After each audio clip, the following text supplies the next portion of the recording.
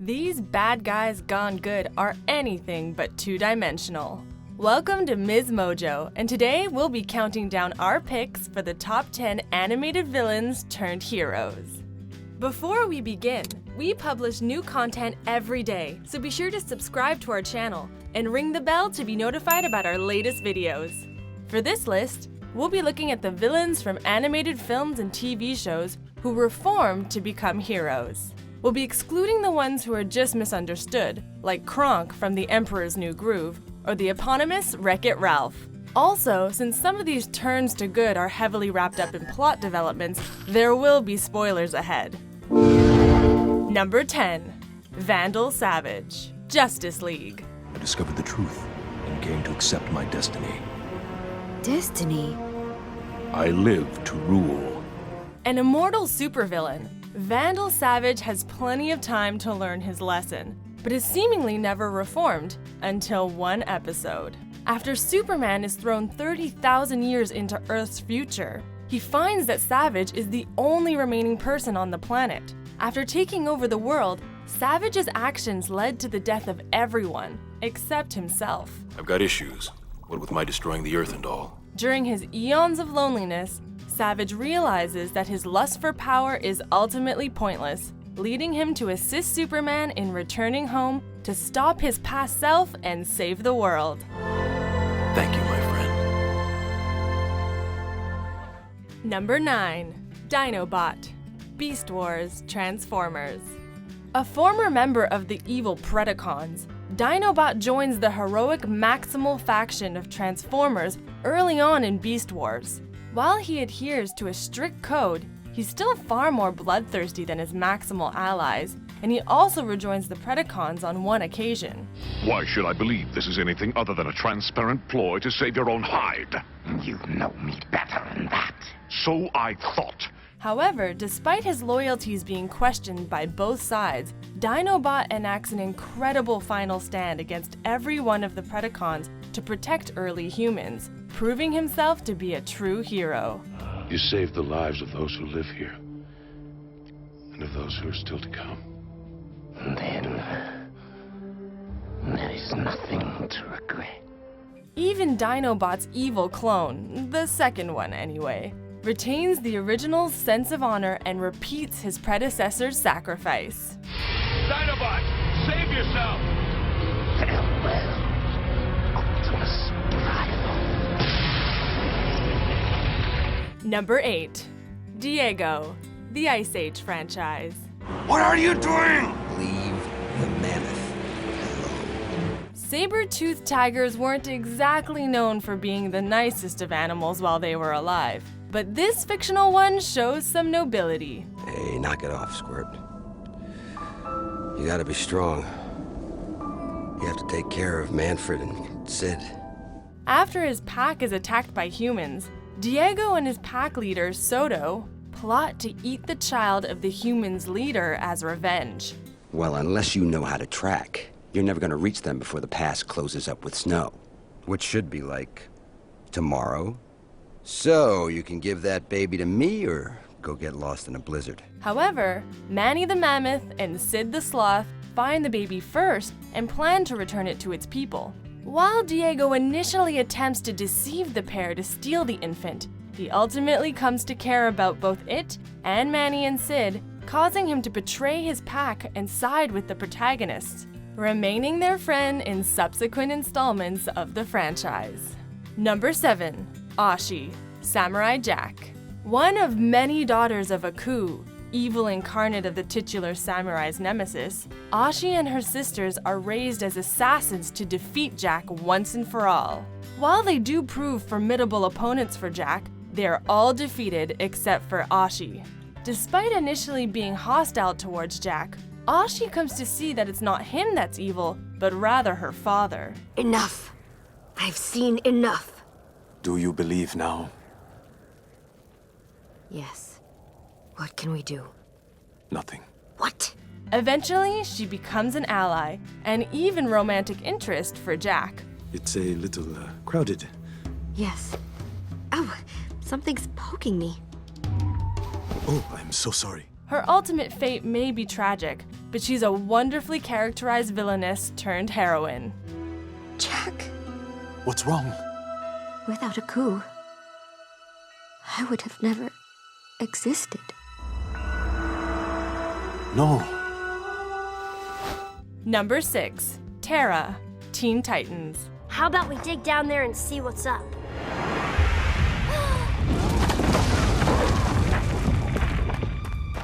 Are you gonna give me that look every time there's an earthquake?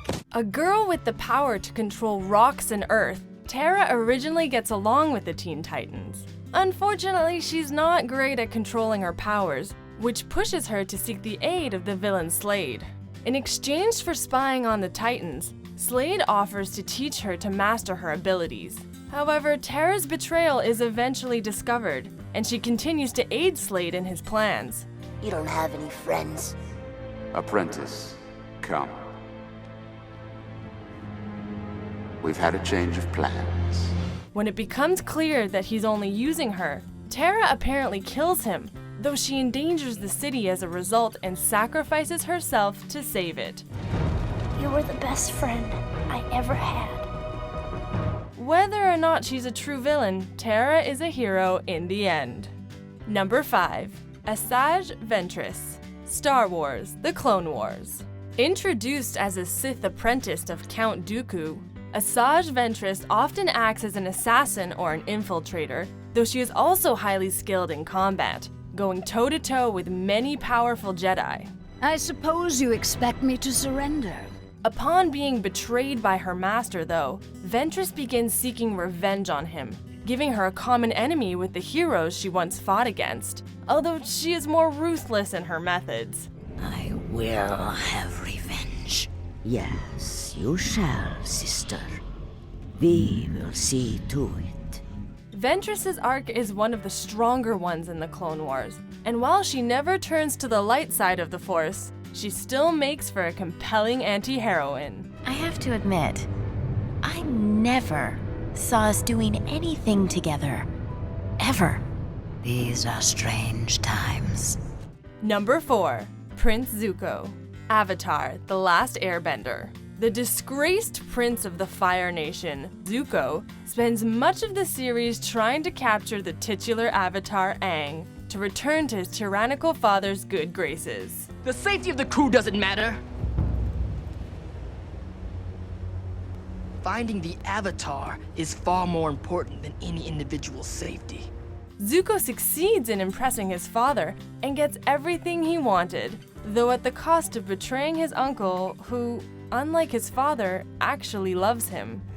I am proud because when your loyalty was tested by your treacherous uncle, you did the right thing and captured the traitor. After some soul-searching, Zuko decides to help Aang instead, becoming his friend and ally against the Fire Lord. What I wanted to tell you about is that I've changed. And I'm good now. And, well, I think I should join your group. Oh, and I can teach firebending to you. Zuko's journey from villain to hero feels very natural and is well executed, as well as emotionally affecting. Number 3. Megamind. Megamind. Maybe I don't want to be the bad guy anymore. You heard me? Who are you?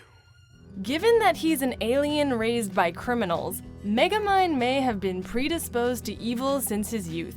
However, when he seemingly kills his longtime nemesis, the big-headed blue villain finds himself at a loss of what to do with his life, attempting to woo the reporter he often kidnapped, and even trying to create a new hero to fight against.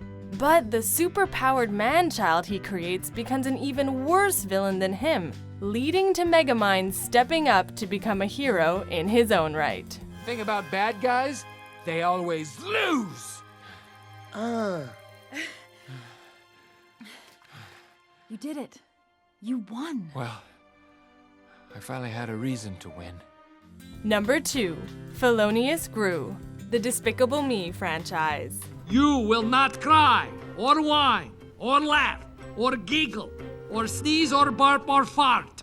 A cantankerous and eccentric supervillain, Felonious Gru is prone to outlandish evil schemes that he perpetrates with the dubious help of his ubiquitous yellow minions. However, he begins a path towards heroism upon adopting 3 young girls to complete one of his plans, eventually deciding to retire from villainy. And now he knows he could never part from those 3 little kittens that changed his heart. The sequels see him take a step further and battle against former peers. Although he has a lot in common with our previous entry, Gru gets a chance to grow as a character and as a hero over several films, which puts him higher up on our list. How come you're so fat? Because my house is made of candy, and sometimes I eat instead of facing my problems. Before we get to our top pick, here are a few honorable mentions. What in the name of the Matrix are you doing? Going transmetal. I have tried everything to earn your respect. This is what it's gonna take to get it. I'll take the bullet. Shoot me, Henry. And you still can change everything. Number 1. The Grinch. How the Grinch Stole Christmas. Green with envy and spite, the Grinch is a furry creature of malice who despises the Who's of Whoville, and his lack of Christmas spirit would make Ebenezer Scrooge blanch. Then he got an idea. An awful idea. Hatching an evil scheme, the Grinch decides to steal Christmas presents and decorations of the Who's while masquerading as Santa Claus. The 3 words that best describe you are as follows, and I quote, stink, stank, stunk.